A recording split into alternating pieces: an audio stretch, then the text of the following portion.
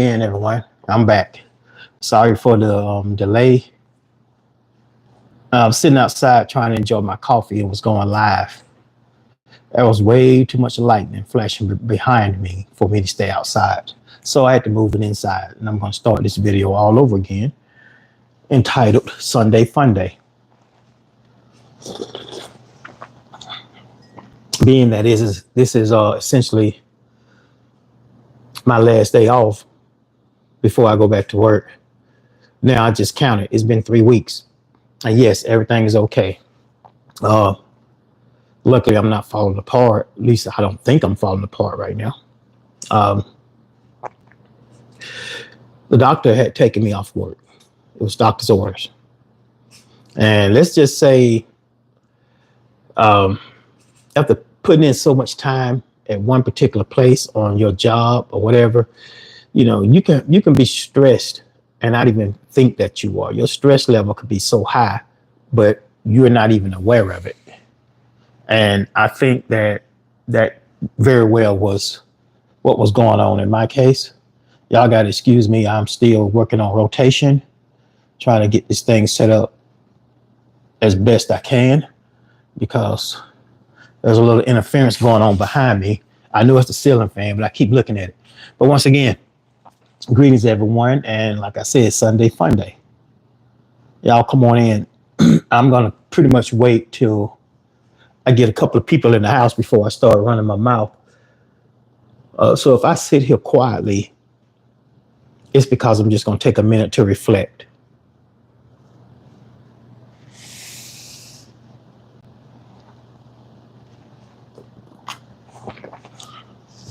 And enjoy my coffee.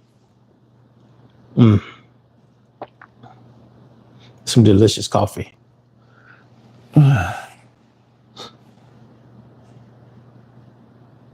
to think, hi, good morning, Under, and good morning to everyone else. Welcome aboard. Like I say, I titled this Sunday Fun Day. Fun is whatever you make it. My Sunday Fun Day is going to be what I thought it was going to be, going back to the park and having another wonderful day. But apparently I didn't check the weather last night. I was outside earlier drinking my coffee and I went live. And as soon as I started to get on live, as soon as I got up to, 10, 15 people, all the lightning going on behind me and the thunder. And I'm sitting in a metal chair. That's not a good idea. I didn't want y'all to see me blow up in flames on live. So I came inside, restarted it, and I'm back. And like I say, tomorrow, Monday, good morning, Flynn and everyone else. Welcome aboard. Tomorrow being Monday, it's my first day back at work in 3 weeks. Last week, I did manage to go in, but I was there for like an hour, basically just to do some administrative stuff. The doctor originally had taken me off work. And I'm going to say this, and I'm not talking bad about any particular company or anything like that. But, from my own personal experience, I have worked pretty much for the same organization for a long, long time. Even though companies split and they rebrand themselves, you still work for that company. And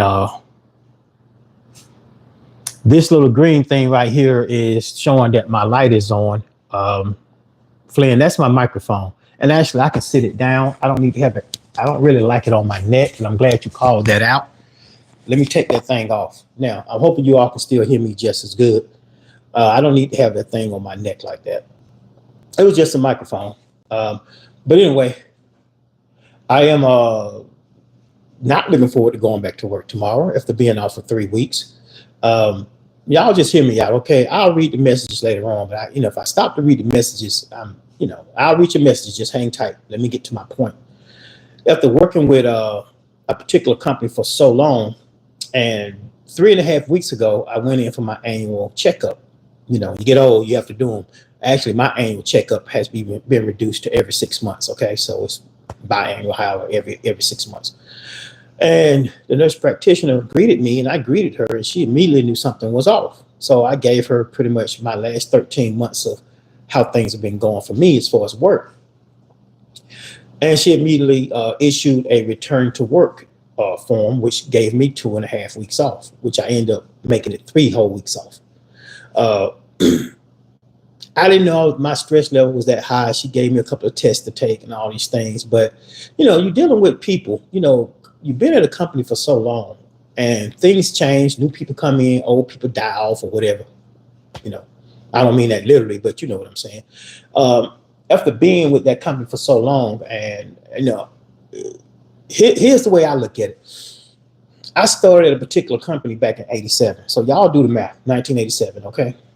Now, the simple fact that the company was going to close or closing down, and when it came time for me to be released, I didn't do anything for an entire year. Matter of fact, they laid me off was the same day I was going to close on a house. So no issues, wasn't mad. I knew it was coming a year in advance. And I didn't have to work for an entire year. Actually, I could have stretched it out for 2 years, but I got bored. Picked up the phone, called a company that branched off, and they hired me. Now, which was in 2001. But my only problem with that is uh, they're looking, okay, granted, okay, 2001 to 2025, y'all do the math, 24 years. Let's just round it up to 24 years, okay? But technically, being I started in 87 gives you 38 plus years. I wasn't asking for give me the difference between what I'm gonna receive in 25 years and 38 years ain't no longer than a booger, okay? But I don't like the fact that they want to acknowledge me for my 20 coming up on 25 years of service as if they're trying to erase my history. And that's a problem I have with a lot of things. And for those of you, we don't have to make this about black versus white, pale versus red. Don't allow people to erase your history. If you've been somewhere and you know your true history and you want to acknowledge your true history, do it in your own way. So anyway, that's a lot of time to be affiliated with one place. I'm not the type of person that jump around from job to job unless it's part-time. Full-time, it's been okay. Has it been very financially satisfying? I would say no. But my thing is, I realized once my nurse practitioner took me off work, and then I pushed up on 3 weeks of being off, I'm looking at pushing forward to try to figure out how can I retire as soon as possible. And once again, for those of you that know me, or for those of you that may come across this, that I may work with you, be affiliated with you, it's nothing against the company. I'm talking about myself. I did not name not one company. Truth be told, I can have several jobs right now. So it's up to them to guess which one I'm talking about. It's nothing against that particular company. But after being off for 3 weeks and not having to use my personal vacation time,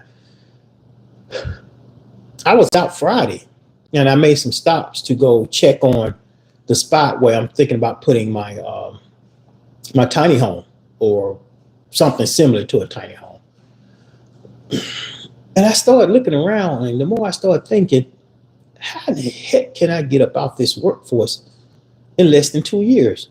It doesn't matter if I have to sell off everything, give away everything, as long as I can release myself from the current hinges that I do have, which is very little, because I've already downsized. I've been in a 3.5 year position of downsizing. I'm quick to give somebody something because I don't want to take junk with me. I have not accumulated any new things. Everything I have is lived in, is functional. With the exception of my new vehicle, that's the only thing that I accumulated. And no, I would not be selling neither of those two. The only way I would get rid of my two vehicles if I consolidated and got one. And if I did that, my vehicle of choice would probably be the Ram 2500. Yeah, I know we all like what we like. That's just my vehicle of choice. Okay. But to try to get into this tiny home, or when I say a double wide trailer, it's not the traditional long one. It's perfectly square. It's more like a small home now, the modular or the manufactured homes. So I've got to do my homework. I was off for 3 weeks, and my intention was to go to the county courts and find out everything I need to find out with as far as hooking up, to the existing utilities out there. Yeah, I know. Yeah, I know everybody. Everybody said, yeah, you can get online and find it out. No, you can't. I'm tired of going online trying to find out stuff and keep clicking on, clicking on, clicking on, and then you getting commercials about the particular county that I live in. I'm not clicking on that. I don't want to give a two rat's asses what's going on commercially in Douglas County. I'm trying to find out what I'm trying to find out. So to spend a day to go down there and find out everything I need, because there's already utilities, everything is there. The only addition would probably be to run an additional water meter, and maybe a meter for the electricity too, because I will be responsible for my own utilities. And the way I came across this deal through somebody, let's just say a relative, and there's enough property to where I can put this modular home on the backside of their property, and they said okay, and my deal would be to pay lot rent. This is not a freebie for me. It's going to be to pay lot rent and to help, to keep the yard and everything maintained while I'm there, while I'm physically able. So be it a riding mower, which I already got them for last Christmas, and upgraded to another riding mower once I get there. And that would eliminate a lot of stuff. And not only that, if something should happen to me, this person will have a fully functional additional living space out back if they decide to rent it out. So it's a win-win for them. And it's going to be far enough from their primary residence where it's not going to be a nuisance. It's a win-win. I've been online looking at these modular homes, or people are buying them. You can buy them at auction. You can buy them at repo, basically. And people are buying them, and they're going in and just doing minor reconstructive work on them. And they're saving thousands of dollars. So something like that, I try to put myself in a position to get something like that, and to get, hopefully to be able to put down 20-25% maybe, depending on the cost of it. And the way I'm balancing this out, it's still going to be a whole lot less than what I'm pushing out every month right now. Then I can pull back from working full time. The fact that I said I'm going to retire soon does not mean that I would not take on some part-time work. I intend to do that, but that's after 6 months of no work. Okay? Because I want to be able to keep things going, of course. I don't want to sit there and be lazy. I know a lot of people, they get at a certain age, they're saying they want to retire, they want to travel. Traveling, okay, been there, done that. Okay, I want to work. And the way I see it, if this works out and I wind up on that property, my work will be setting up a great garden for this particular person, keeping the yard manicured, doing all these things that would add exercise as well. I've had sit-down jobs for the majority of the last, since '87, for the most part, outside of going on site visits or these side jobs. I've always, up until the last probably 15 years, I always kept a side job. I would call it just my weekend money, or I was taking care of other situations. I don't plan on just sitting around. I really don't. And that side, let me tell y'all something. Those desk jobs or cubicle jobs or whatever, that is no joke. It wears you out. You get mentally drained. I would easily catch myself getting to work, sitting there, and not coming up for air. Now I had to try to force myself. And the way I did that may sound kind of weird, but I had to set a timer on my phone for every 2 hours to get up and just stretch. So every 2 hours, I would get up and walk from one end of the inside of the building to the other, or go to the break room and back, whether I was going there to get anything or not.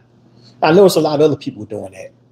Sitting there physically, just idle on that computer, and then the way these cubicles are set up, unless you against a flat panel board, but in a lot of cases, your monitors are coming in at an angle. So now that's going to really pull you in closer to that computer, because you're facing that angle, that crease in the wall. You're going to automatically pull yourself in.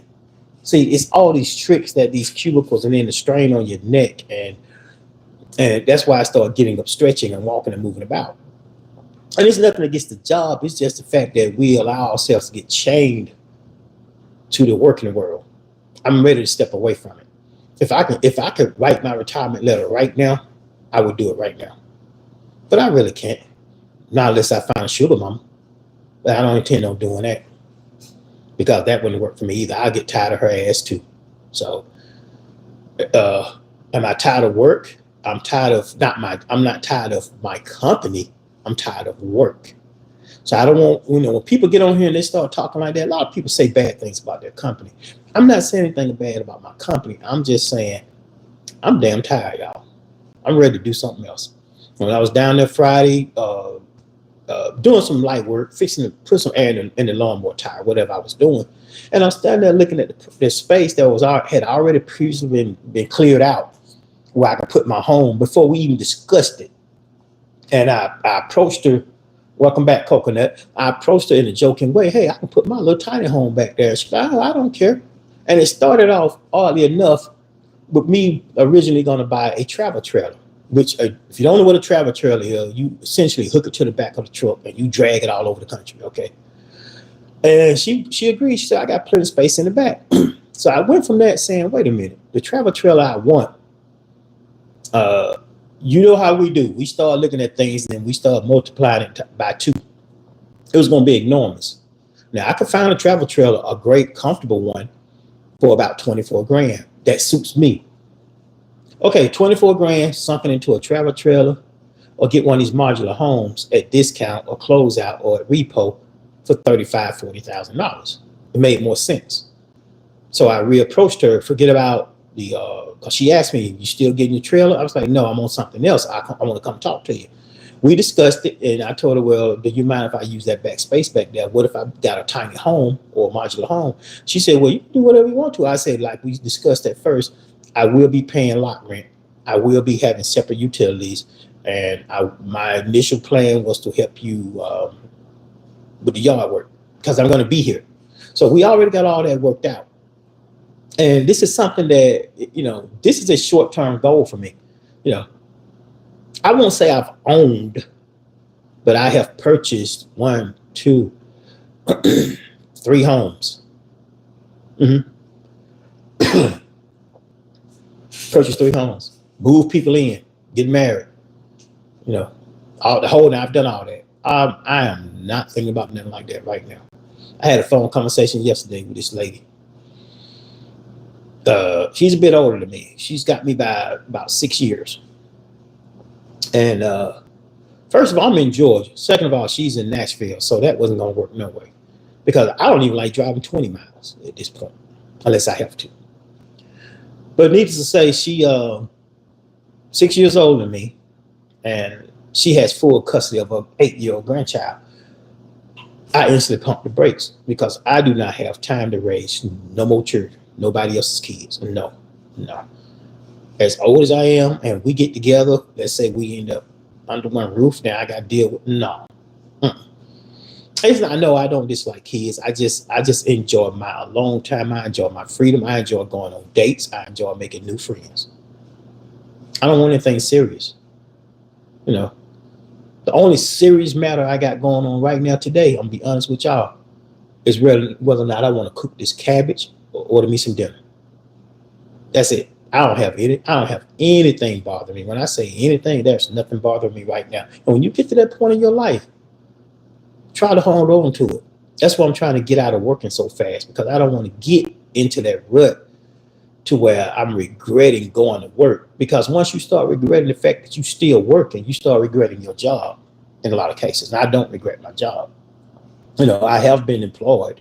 I haven't had to worry about a lot of closeouts or closing downs and being fired and all these things. Not to say that it can't happen. It just hasn't happened.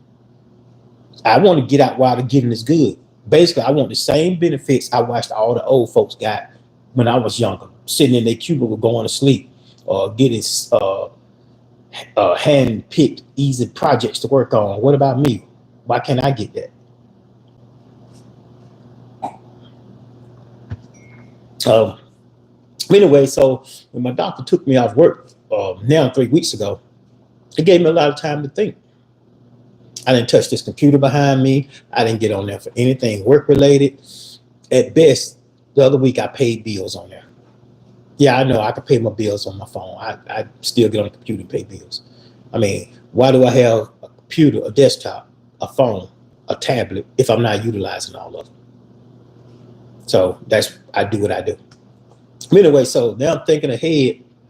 I've got to really start doing my homework on signing up for pre-bids on some of these modular homes.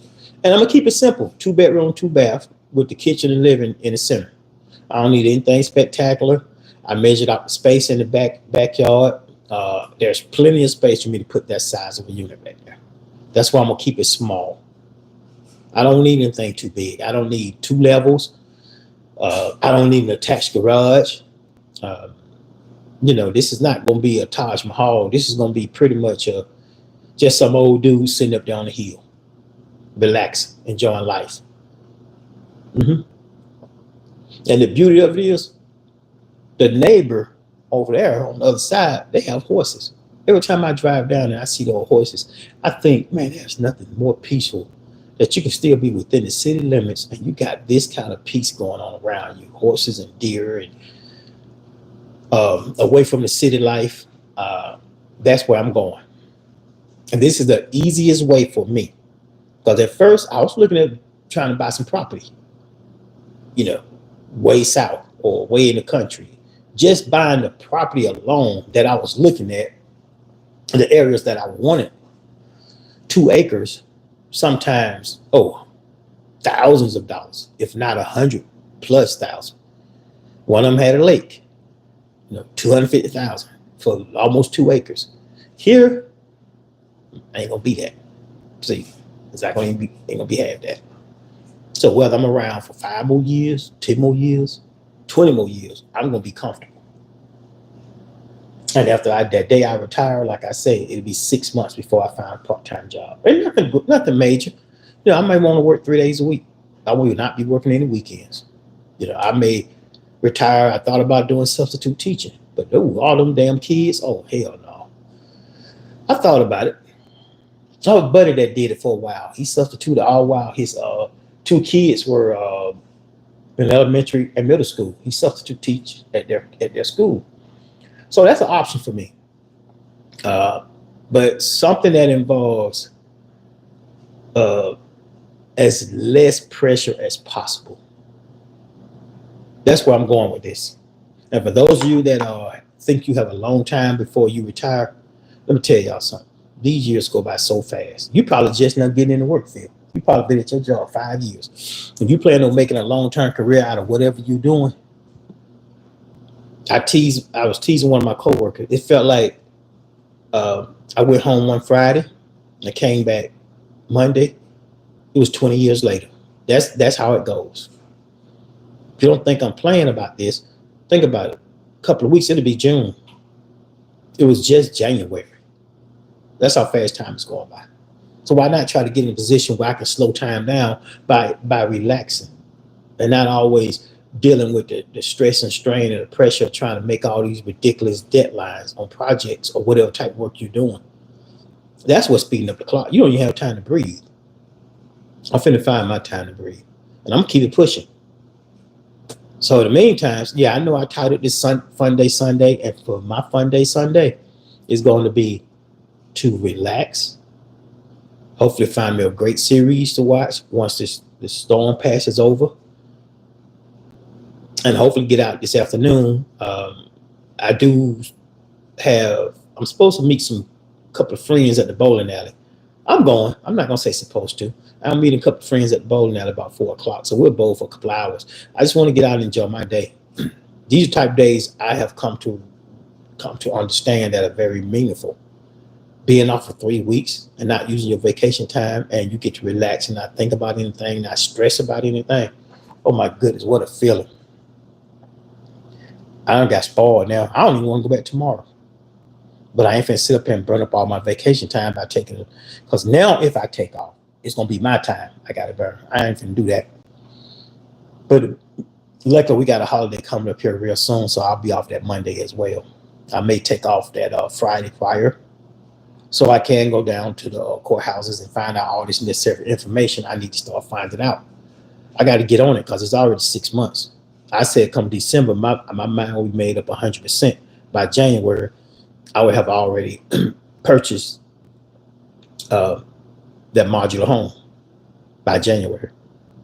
So once my mind's made up in December, while it's cool and the grass is not growing, I can get down there. I can rent some of these yard men that have bobcats and all this stuff to come down and re-smooth the land. Um, I do what I know where there's an outdoor nursery to go ahead and start bringing gravel in.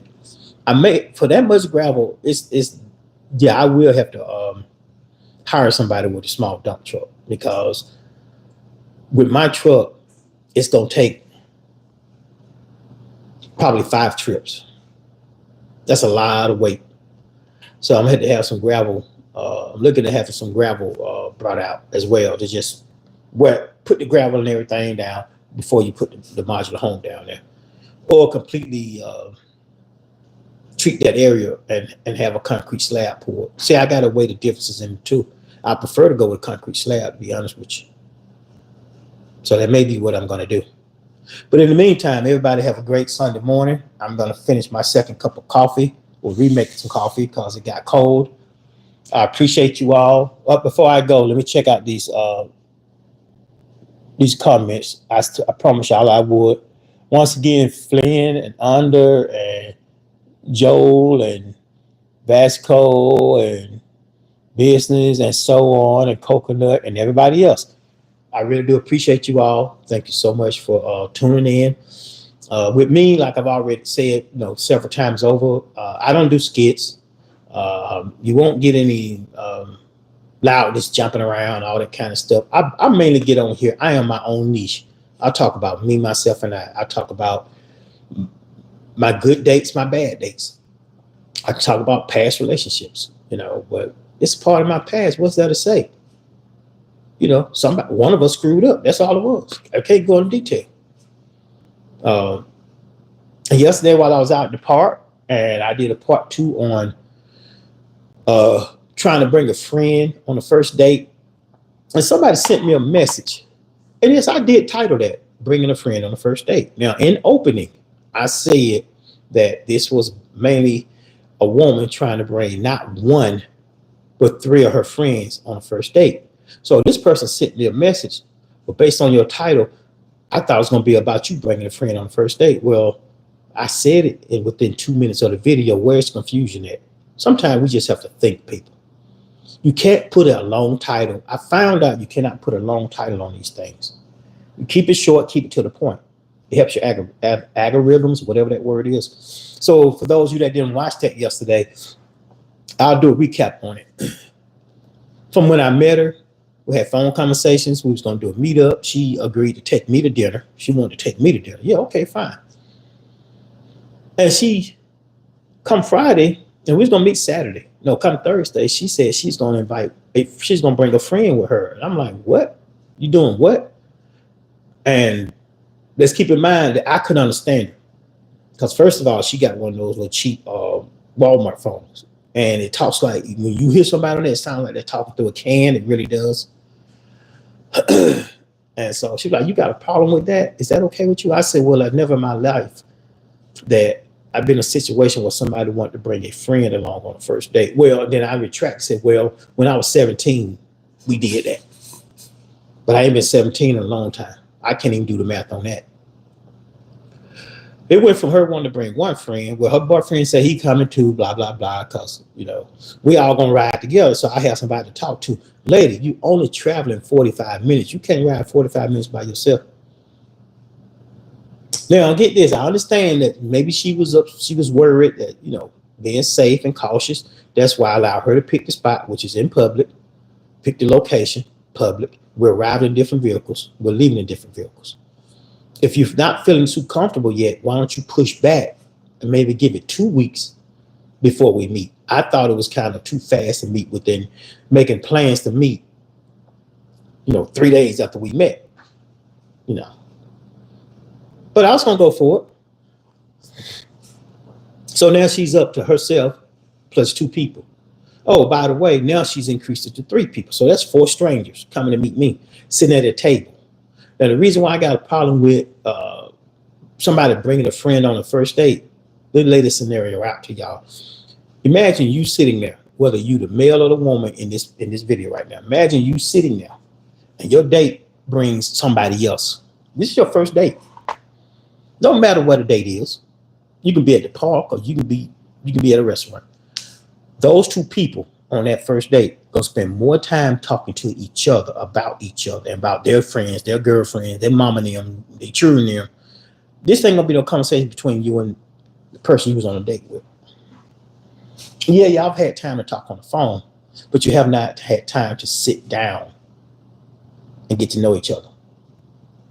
Because I feel like at the 1 or 2 dates, you kind of really know where you want to take this situation. So that was my whole point. Plus, I'm too damn grown to be having some woman bring her friends on a date. You know, you can keep it moving. I don't care if you are buying a dinner. You know, but needs to say, I did not go, blocked and deleted. I went on with my second plan I had, which was last night, which turned out perfect, by the way. So that was what I was posting about yesterday, but somebody clearly misunderstood based on the title. Look here, y'all. I know sometimes we don't understand stuff, but if you don't understand it, read it again. Or if you don't understand it, listen again. Within the first 2 minutes of the video, I made it absolutely clear. But if you do what you want to do, if you want to bring a friend on your first date, by all means do it. Because I'm like y'all, I've been watching these videos on TikTok and everywhere else. These women showing up on videos with their friends. They're showing up on videos with their dog. One lady showed up with her kid. One lady showed up and told the man that she needed him to put down a deposit before the date goes further. And they were only meeting at a coffee shop. What am I putting down a deposit for? For your company? People got crazy. People got crazy. Why would I put down a deposit to sit at a coffee shop with a woman when I can go to a bar and make a friend and have a 1 or 2 hour conversation and leave it at that? Some of y'all don't price yourselves out of relationship. Call it what you want. That's just, was that a clever way of saying you're a prostitute? What was it? What was it? I don't know. Teach his own. I'm not putting anybody down. If you got to get the best way you can. But I think for that lady to pull up and tell that man he got to be put down a deposit, she should have said that in the beginning. And one thing I can give this lady credit for, the fact that she brought up the fact that she was bringing friends. Because had she showed up and with an entourage, I would have introduced myself and I would just left, politely left. And then I think that's the worst thing in the world you can do. You set up a date with somebody, they don't even know you till they get there. You don't know till they get there, rather, that they got 2 or 3 people with them. I've seen that too. Don't matter if your friends paying their own way. Damn woman or damn man, it's a date. It's a simple word. It's a 4-letter word. Google it. Look it up. Ask Siri. Ask Alexa what it means. I don't know. You figure it out. But yeah, I canceled out on that one. Because I'm not desperate. I don't think any of you are desperate. So why should we do that? But once again, I'm going to leave that right there. Table this discussion for another time and shut this phone down, because I ain't about to blow up my phone or anything else because of all this storming and lightning we got going on. To each and every one of you, have a great Sunday. Take care.